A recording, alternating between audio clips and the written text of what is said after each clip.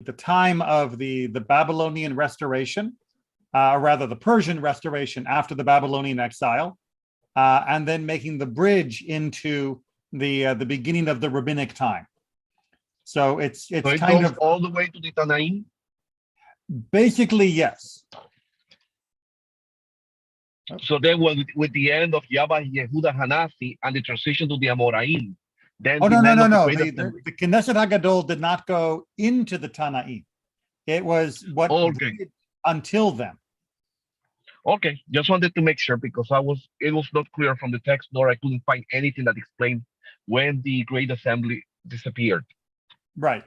Basically, once the rabbis become the form, the actual structure, that is considered to be different than the Knesset HaGadol. The Great Assembly was considered to be almost antique by then, and in fact, there have been many disruptions, and it was already part of their old history by the time the Mishnah was being codified. Yes, Aaron? How come Rabbi says that 40 generations to a Hold on, Aaron. Your microphone is really weird. It sounds like you're doing a sci-fi special. Is this better? A little bit. It's still very distorted. Let me fix my other computer. So how come Maimonides says that 40 generations to Avina and Asher? Nope, I got the word Maimonides at the beginning, but I couldn't understand the rest of what you said. Maybe it'll be a good idea for him to type it, and then you can read his question. Right. Am I the only one hearing it strange, or did other people hear it strange too? I hear it strange too. Okay. We do. That's the joy of technology, the opportunity to communicate and the opportunity for more things to go wrong. Well, I'm seeing if he can get that up into chat. Oh, there it comes. I'll just adjust my camera a little bit. Chat. Why did he trace it? 40 generations. So for the Great Assembly,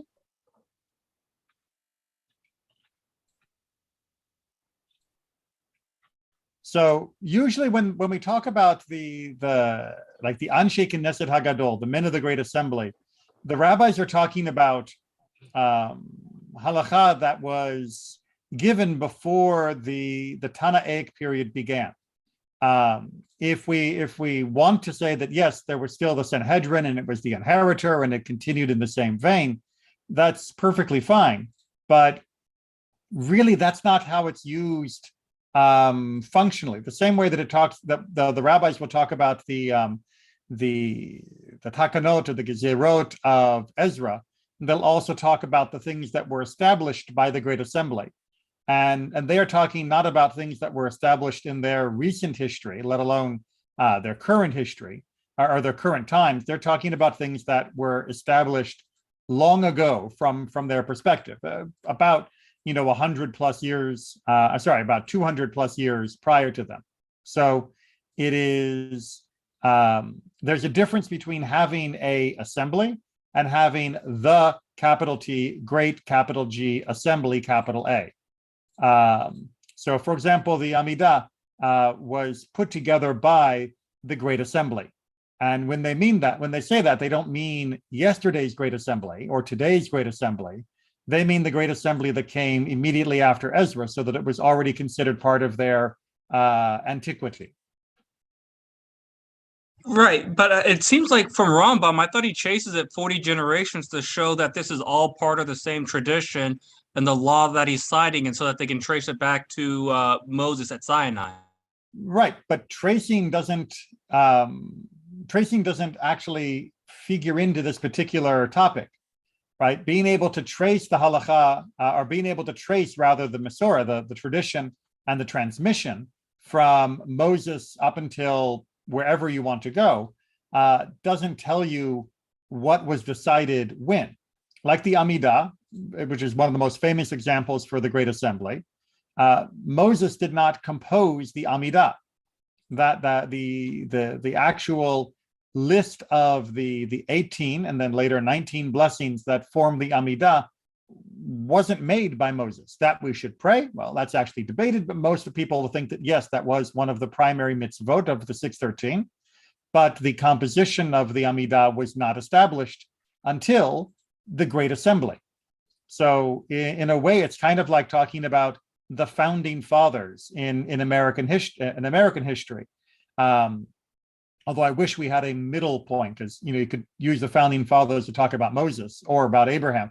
We don't have enough layers of American history to make this work because America is so young. But when people talk about the founding fathers or at the Constitutional Convention, they'll often talk about that as being so ancient that it is now beyond debate, discussion, or really even a great deal of detail of exactly how and when they did what they did. It's just, oh, that was settled by the founding fathers. That was settled by the Constitutional Convention. And it's considered settled, perfect, done. Nope, nothing else needs to be said about its origin. And really, if you want to get a good conversation about tracking the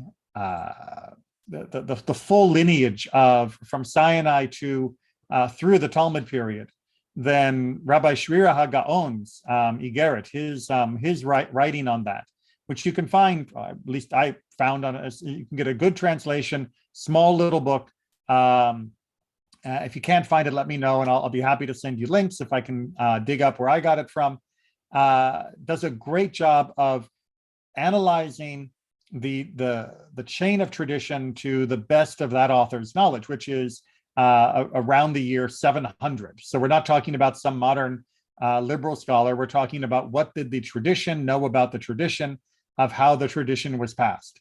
And that'll give you a better technical understanding of the different ages, segments, and flavor of the transmission, and the way that one generation would look to the previous generation as being settled. So when the Tanaim say that it was something that was decided by the Great Assembly, they are trying to say that is settled law in a sort of permanent, done, this is not open for debate, everyone agrees kind of fashion. The same way that when someone says it's halacha misinai, they're saying it's done, it's finished, we're not discussing this anymore. The same way the Amoraim in the Talmud treat the Tanaim, more or less, with some massaging, as being settled law. So yes, you can trace the entire transmission, but there are still eras.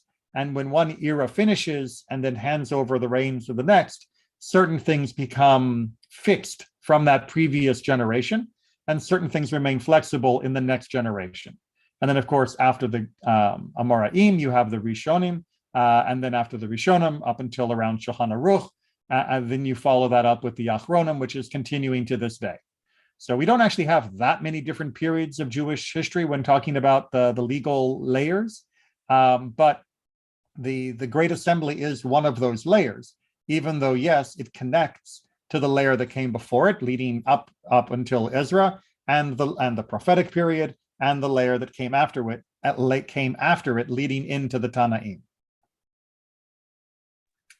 So, Rabbi, the Sanhedrin isn't the Great Assembly that they're talking about? No.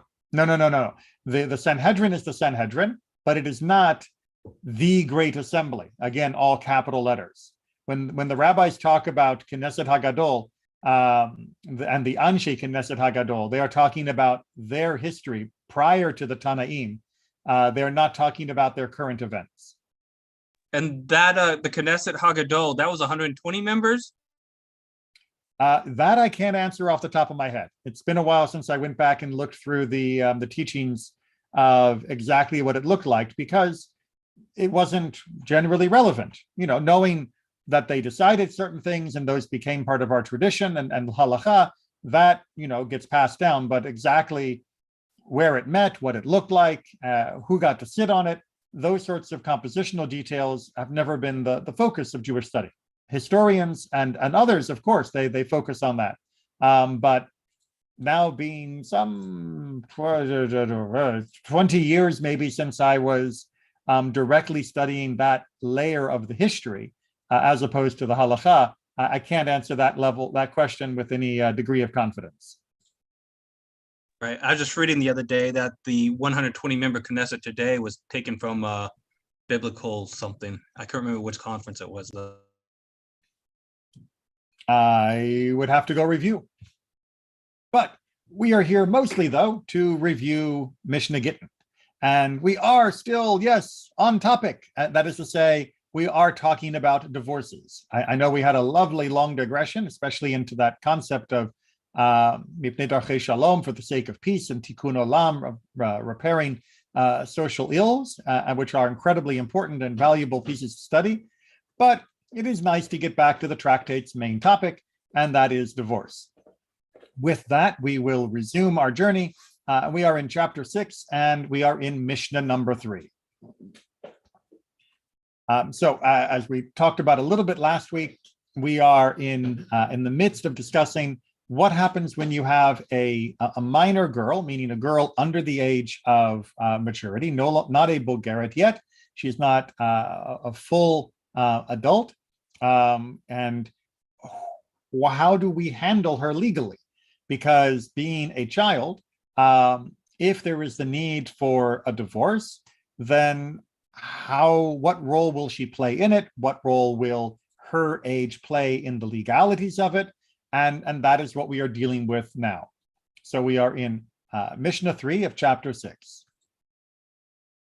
If a young girl says, "Receive my get for me," it is not a get until the get reaches her hand, right? We saw before that if a woman, meaning an actual adult woman, appoints an agent and says, "Go and get my get from my husband," and it is received the moment it comes to your hand, that her agency is perfectly valid and legal, and thus when the agent receives the get from the husband, it is the same as if the wife received it, because that person is acting as her agent, and it becomes effective the moment it reaches her agent's hand. Here, however, a young girl below the age of legal maturity is not able to give those same instructions. Yes, she is able to be divorced, but because she is a minor, she cannot grant that authority to an agent to act on her behalf. She doesn't have the legal power to do that. Thus, even if she says the words, "Go and receive my get for me," and it's easy to imagine a 10-year-old saying that, for example, when that person receives the get from the husband, it still does not count as having been received by the wife, because she doesn't have the legal authority to appoint an agent on her own behalf, because she is a minor. Instead, the get will have to eventually make its way back to her hand, and when it does, then it becomes effective. The implication, of course, is now in the next sentence. Therefore, if the husband wishes to retract, he may retract, since a minor cannot appoint an agent. And if the husband wants to cancel the get before it actually reaches the wife, since that agent is not officially an agent because he was appointed by a minor, the husband has that ability to do so, unlike if it had been an adult woman who had made that appointment. But if her father said to him, "Go and receive a get for my daughter," the husband may not retract, since the father of an underage girl who has been betrothed would have the ability to appoint an agent, and still has the ability to handle these affairs on behalf of his daughter. If he made the appointment, it would be legally valid, and thus the receipt of the get would be considered legally to legally trigger the divorce from the moment it's in the hand of the agent, and it would not need to wait until the daughter herself put her hands on it. Just a little reminder before we get into any questions about this. In Judaism, if you are betrothed, you still need a get if the betrothal is broken. In classic form, if you make the statement of betrothal, the Harei at mekudeshet li, the statement that is made nowadays under the chuppah, and you provide a token which is accepted, which is usually a ring in these days, and has been for a very long time, that doesn't mean you're married. That means you are betrothed. As I like to put it, you have all the responsibilities of being married. So if you cheat, you are considered to be committing adultery, for example, but you have none of the perks of being married, and you don't get to cohabit, for example. If in that moment after you've made the betrothal, or during the months after you made that betrothal, because that period used to be separated from the consummation of marriage by often as much as a year, if during that intermediate time the husband changes his mind and wishes to divorce or wishes to get rid of the woman that he had betrothed, it needs a divorce, not merely a breaking off of an engagement. So betrothal in Jewish law is very much like a super engagement. It has much more power than the American version of engagements, especially under modern law.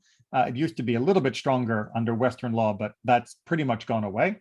But in Jewish law, you would need a divorce. So if you betroth this underage girl, that doesn't mean they're actually married. It doesn't mean that they are living together and doing the things of husband and wife together.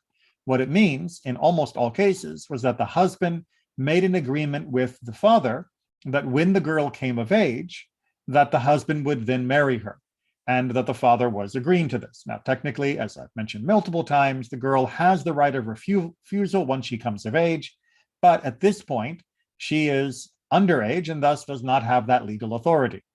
So that's why we're dealing with this underage girl being divorced. It doesn't mean that she and her husband are living together. It means that there was an agreement that she would finish the marriage process once she came of age, but now the husband is backing out and wishes to not marry her completely, but he has to actually divorce her for that to take effect. And that's why we're going through this in Gittin. Hopefully I actually cleared things up rather than made them more confusing there. But let's move on if there are no other questions. I have one more question. Yes. You said this is in the case of a betrothed person, but isn't there something if an underage girl gets married, I guess she can still reject it, or they're like lesser married until she turns of age? Right, she can still reject it, as you said. But this case is definitely talking about betrothal, as Rabbi Kolb points out in his commentary as well. So after they're married, though, the father loses his powers? Well, after they're married, yes. Then she is considered to be of independent status, if you will. All right. And just out of curiosity, when she gets the get, is she independent in either of those situations?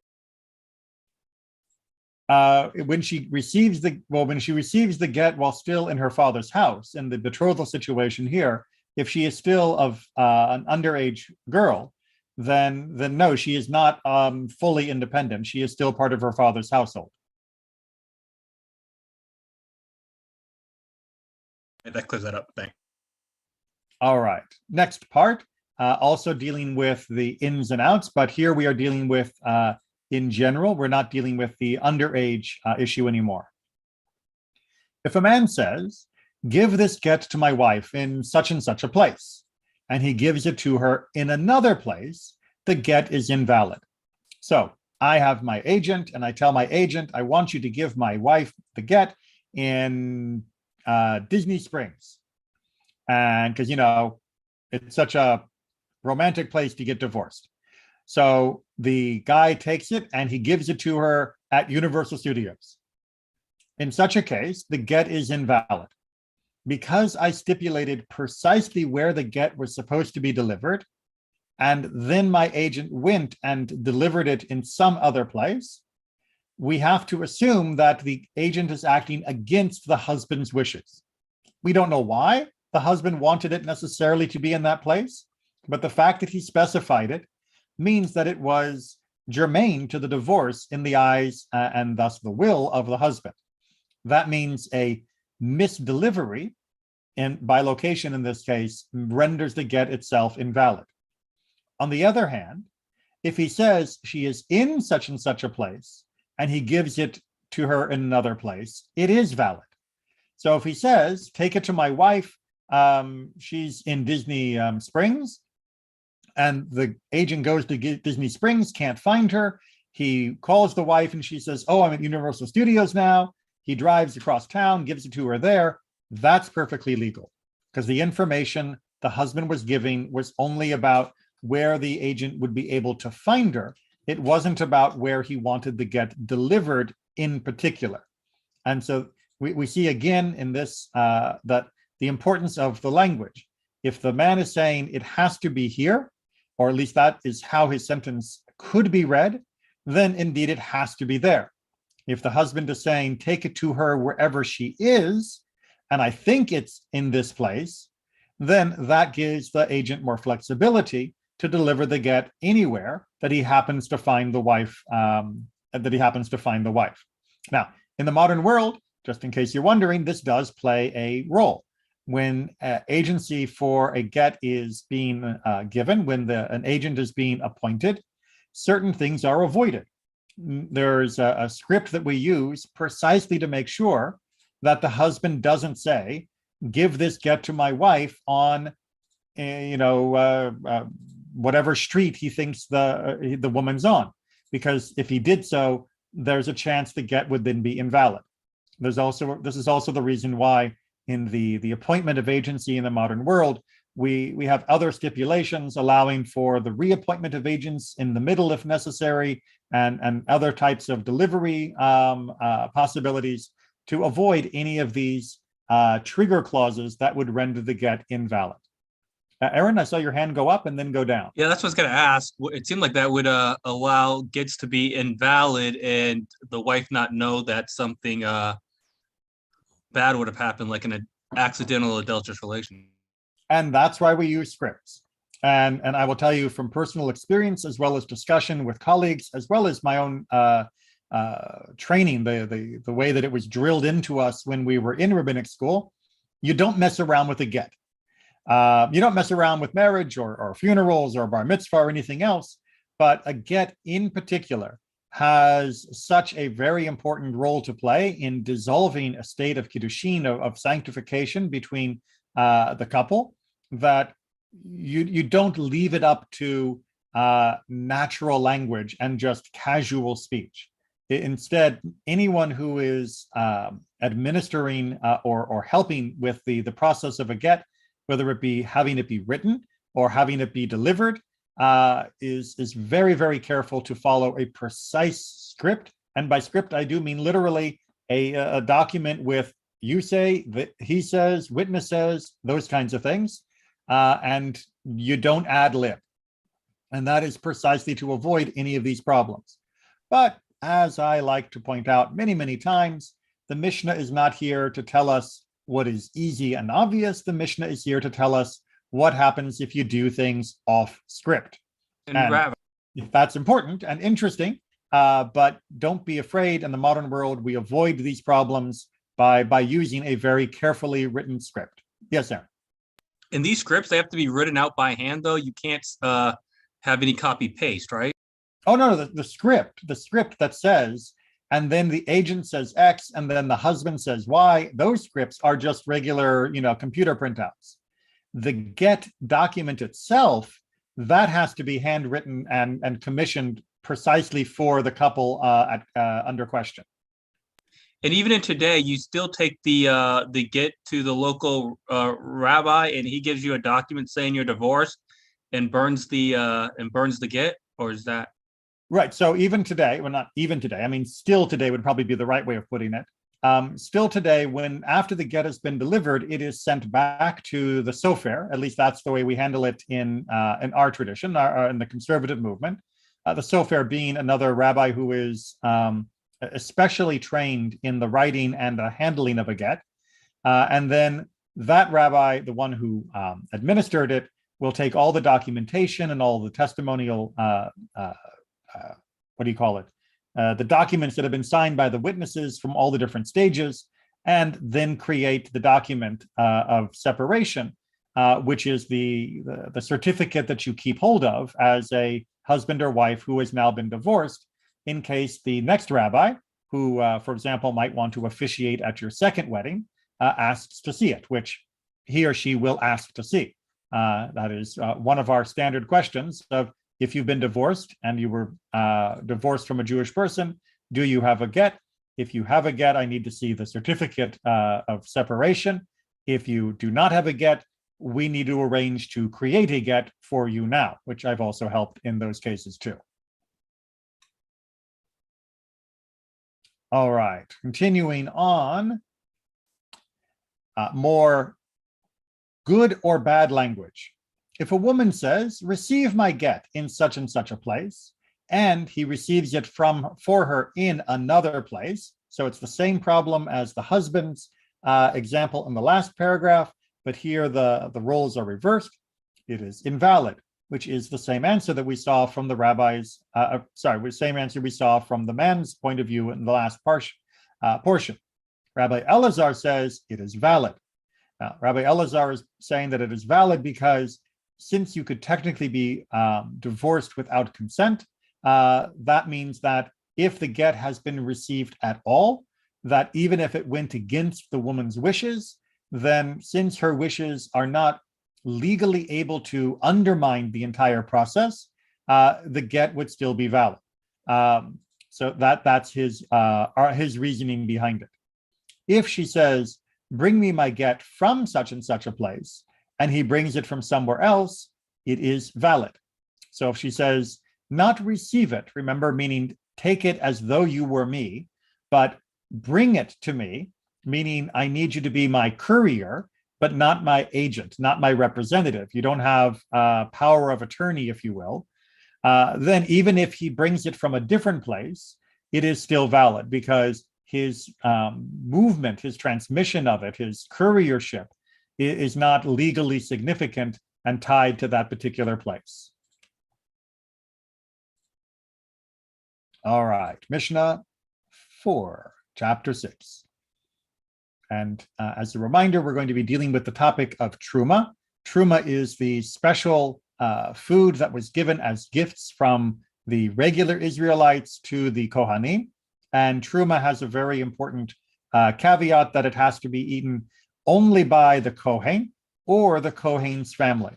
Well, everyone in the Kohen's family is permanently part of his family, except for one, his wife, because his wife wasn't part of his family before they got married.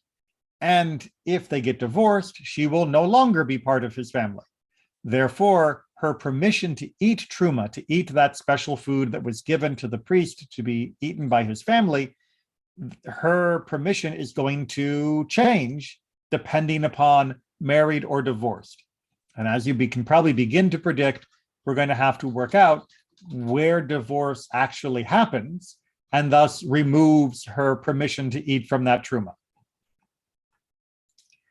If a woman says to an agent, bring me my get, she may eat truma until the get reaches her hand. Following the logic we've had very consistently so far, if she says, bring it to me, she has only appointed the agent to be her courier, to be the postman. Thus, it hasn't taken effect until it actually reaches her hand. That means she is still fully married to her husband, the Kohen, and in the meantime, she can keep eating the truma. She is still technically part of his family and thus permitted to eat from it. On the other hand, if she says, receive for me my get, she is forbidden to eat truma immediately. Once she gives him the authority to receive the get, meaning to have permission to take it in his hands as though they were her hands, then from the moment she gives him that appointment and is at least out of sight, I would add, she cannot eat truma because at any time since he has left her, he may have already received that get. And thus she doesn't know whether she is fully divorced yet or not. That means she is not allowed to eat from the truma because she could be transgressing the prohibition on a non-Kohen eating from the truma. If she says, receive for me my get in such and such a place, she can eat truma until she reaches that place. If she gives specific instructions saying, go to Jerusalem and receive my get there, then as long as she knows the agent has not reached Jerusalem yet, then she can still eat truma until the time passes where his arrival would be expected. Once he is in that area, then we have to become concerned that the get may have already been delivered, and as such, her rights to the truma are revoked. And Rabbi Elazar says she is forbidden immediately. that in all of these cases, regardless of what she says, as soon as she appoints the get, as soon as she appoints the agent to receive the get, it doesn't matter. We remove her from the situation of being able to eat truma immediately.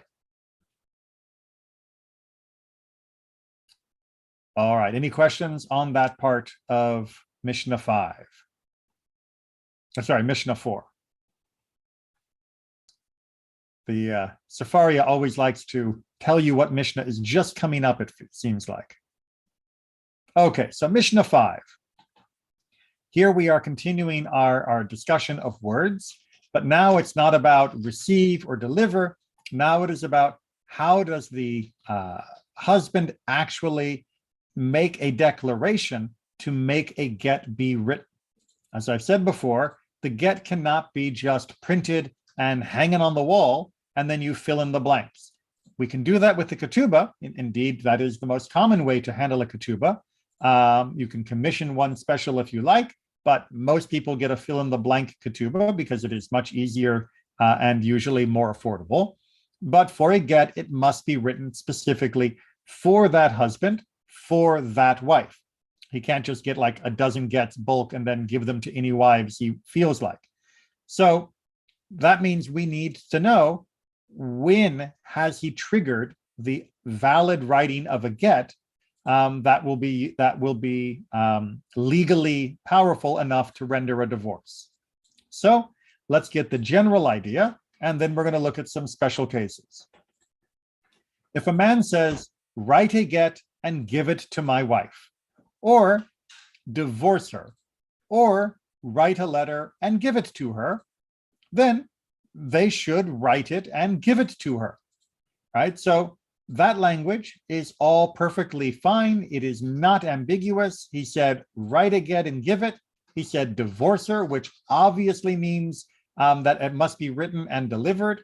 And writing a letter and give it to her is close enough because it is called a sefer hakritut, a letter, a book of separation, that is all valid for the dissolution.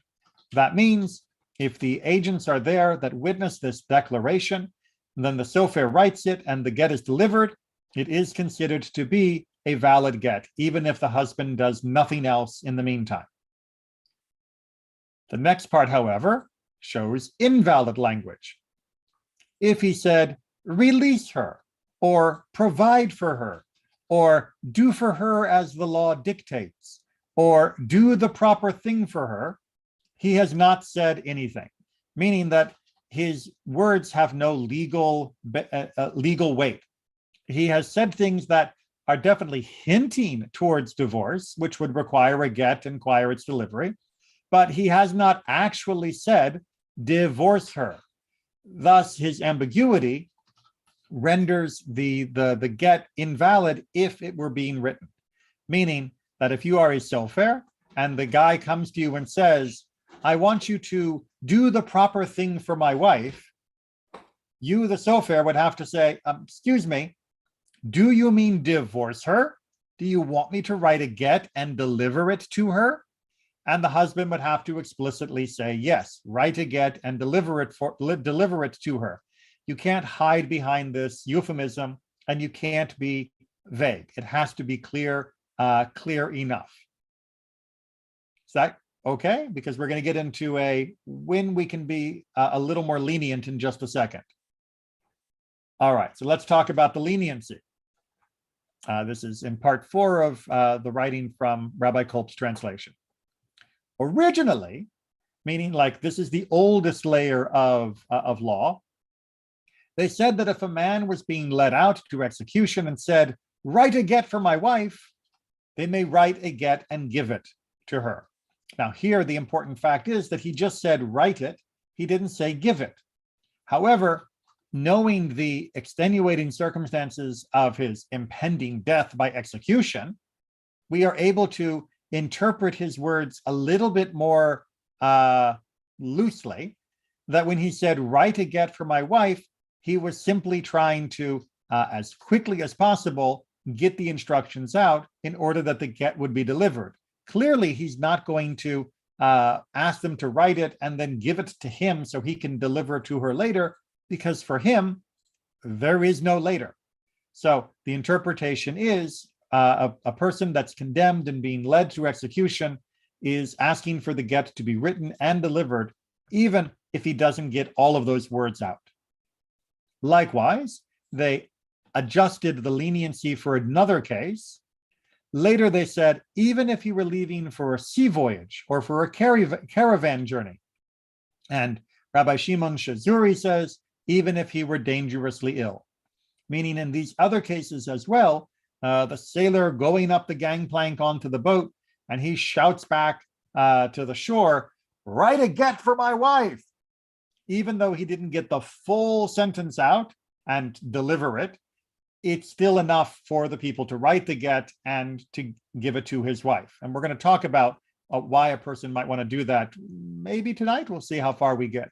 And Rabbi Shazuri is saying, yes, and also if the person is very ill, they might not be able to get out the vocalize more than they've already done, but we should interpret what they said as meaning write and deliver. But that is only within these circumstances of need and where there is less room for ambiguity. Yes, Aaron.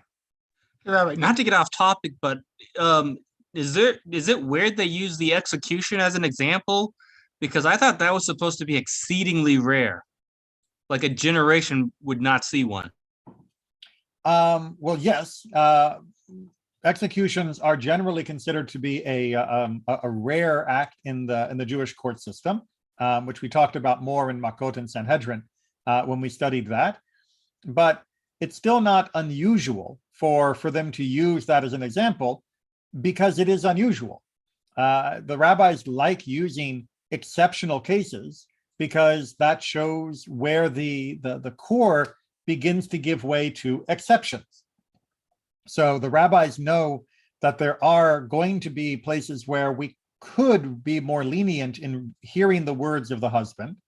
And they start off with the idea of the execution as being one of the clearest examples of where we can properly fill in the rest of his sentence, even if it wasn't explicit. And then later on, it became very clear that that was equally plausible for sea voyages, caravans, or life and death illnesses. So it's not unusual for the rabbis to talk about execution, even if the execution itself was exceedingly rare. The interesting thing about the notes here, it says the first category of people. So the way it sounds like is that it was implemented at first to people who were being executed, which for the most part didn't happen.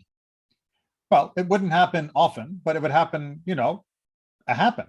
And that precedent then encouraged the rabbis to also consider other similar scenarios, like sea voyages, caravan journeys, and other dangerous trips. These were not, casual Carnival cruise line sea voyages. And then, of course, with illness in general, which might have felt almost too commonplace, but the death was such a possibility that it was considered to be within the same category.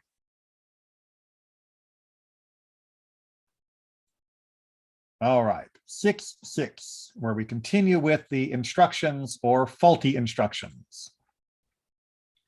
If a man had been thrown into a pit and cried out, whoever hears his voice, this voice should write a get for his wife.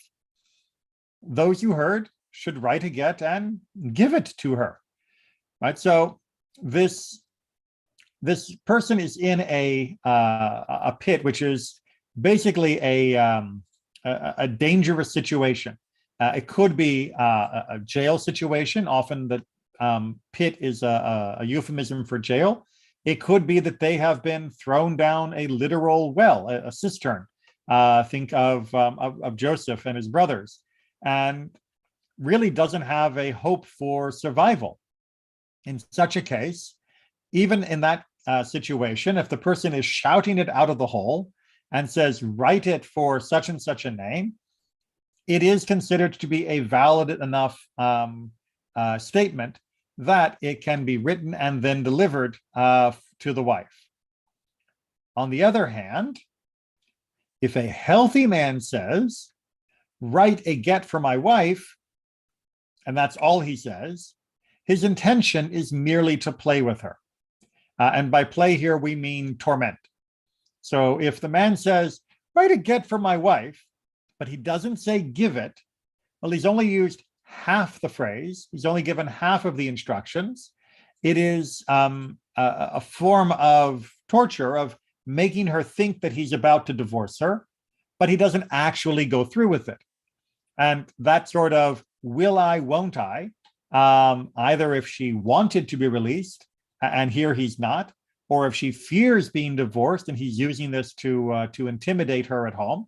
In either case, this is improper. And if you are a sofer and you hear the man say, write a get for my wife, but not the rest of the formula, your pen doesn't go near the paper.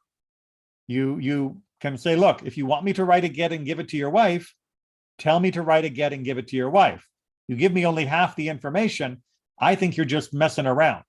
And that's not fair to me, the sofer, and it's really not fair to your wife. So divorce her if you want to divorce her, or shut up if you're not going to divorce her. Don't try and use divorce as an instrument of intimidation or torture. But of course, being the wonderfully imaginative and creative people that you are, you've probably already guessed what the next situation might be. It once happened that a man in good health said, write a get for my wife, which is the joke phrase, if you will, the torture phrase, the playing phrase, then went up onto the roof and fell and died. So nobody thought he was in danger. Nobody thought he was, down a pit, about to be executed, dangerously ill, or anything else. But he died anyway. Now, normally, if someone just says, write a get for my wife, we ignore him, unless there are the extenuating circumstances. Here, it's actually has the extenuating circumstance, but it seems unconnected to how he was when he made his statement. So what happens?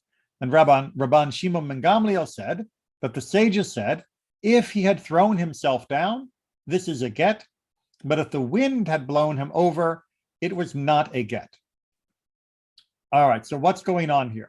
So if he actually is killed purely by accidental, meaning the wind blows him off, then indeed we have to interpret that when he said, write a get for my wife, prior to his death, that he was just playing, that he was toying with her. If, on the other hand, he goes up onto the roof and he kills himself, meaning this was a deliberate suicide, then we have to interpret the earlier statement of write a get for my wife, that it was not a person that was perfectly healthy. Because if he was perfectly healthy, he wouldn't have committed suicide. That suicide is a sign of illness, not a sign of somebody that is perfectly rational and healthy. And as such, he falls into the category of a very sick person, which we know you would listen to their words. Questions or comments on that? Yes, but Rabbi, a widow has more rights than a divorcee.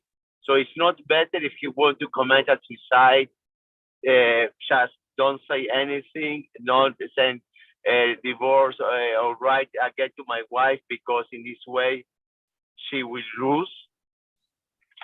So there are a couple of differences between being a widow and divorcee. You're right. As far as inheritance or divorce settlement goes, it's the same, at least in the ancient world.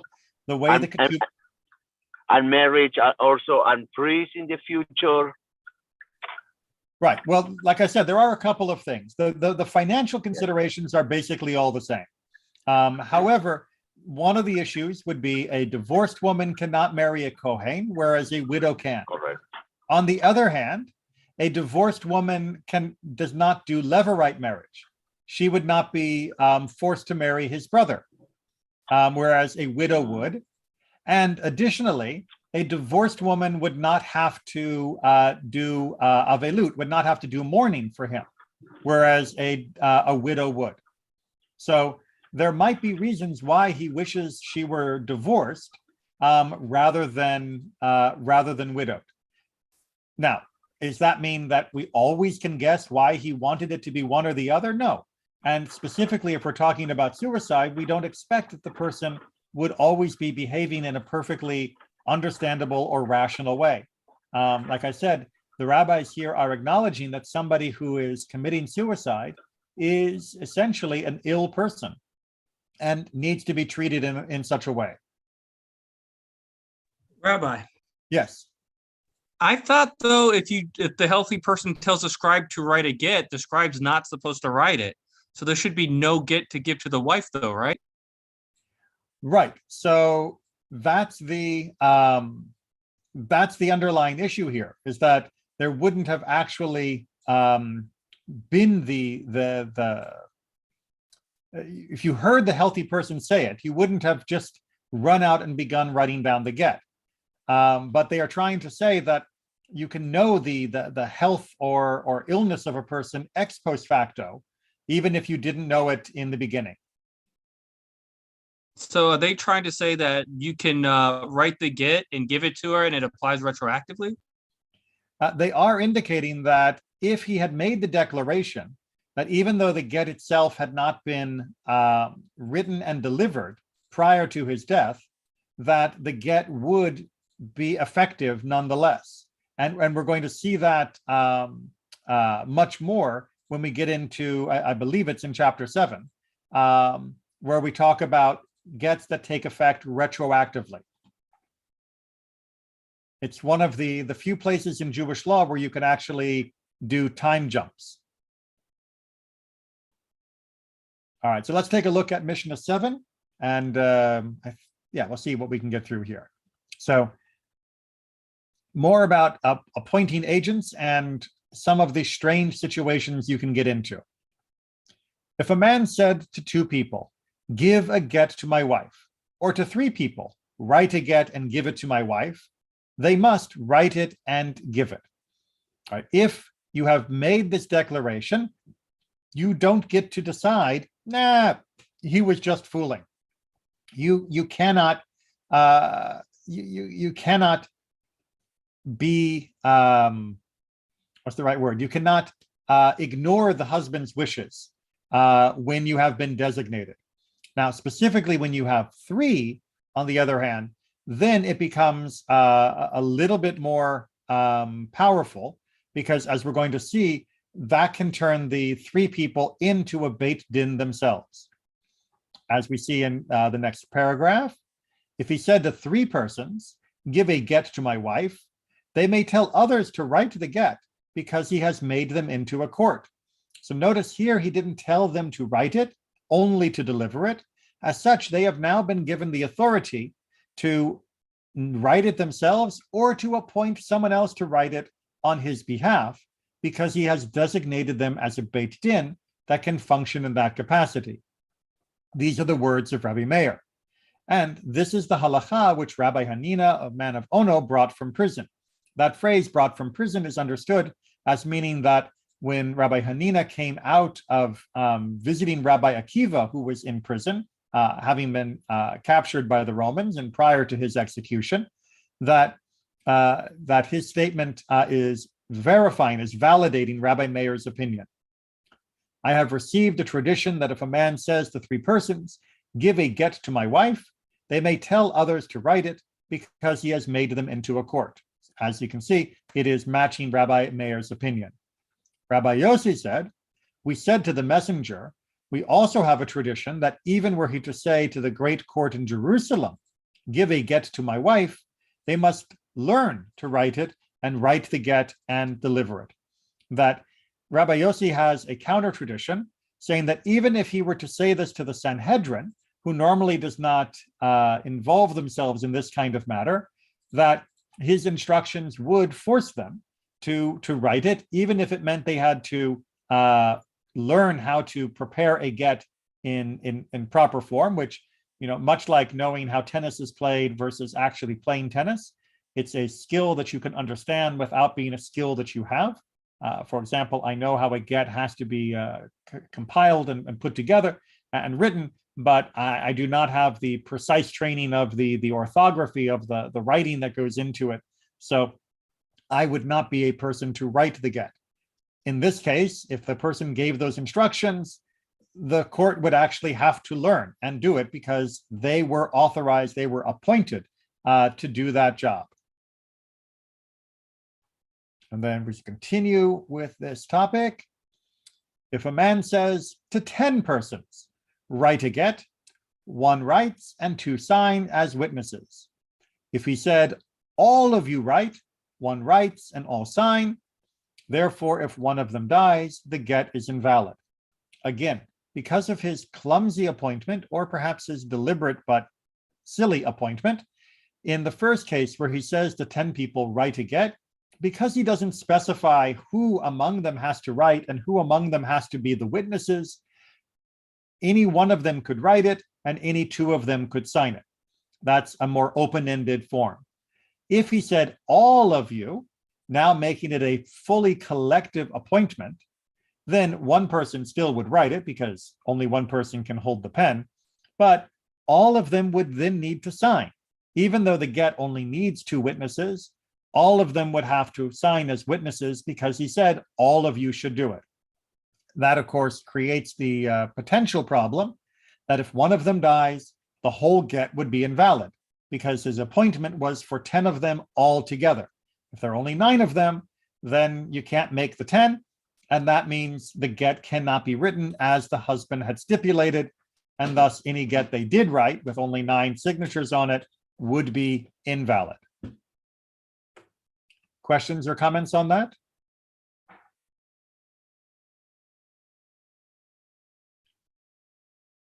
All right. Yeah, go ahead. What were you saying before about they can't refuse? If somebody makes you into a court, you have to accept? Basically, if the husband has appointed you as somebody who has the responsibility of writing and or delivering the get, then you have an obligation to fulfill that appointment in order that that mitzvah can be completed. You can't just ignore it. You have to complete it. Now, could you convince the husband to appoint someone else instead? Of course you could. Could you say to him, whoa, buddy, you got the wrong guy. Have you seen my handwriting? And say, how about this guy over here? Let me go take you to a nice sofa I know. Let's get this taken care of properly. That's fine. But going back to all of the cases that we had before, where we have a husband in dire straits, for example, well, he may not be able to be picky about who is going to be able to be available to authorize to write the get. Now, it might be that he would be smart and say, I'm appointing you to have the get written on my behalf, find somebody good, but assuming that, while he's about to be executed, he's not thinking perfectly rationally with regards to the legalities and all of that, he is more likely than not to simply say, get a get to my wife, at which point the person who heard it has that obligation because there is nobody else who's been appointed that would be able to execute that duty. And I apologize to the victim of the execution for the use of the word execution. So yes, it is creating an obligation because if that obligation were shirked, then the divorce that had been intended to go through would not. And now it's the law has been subverted.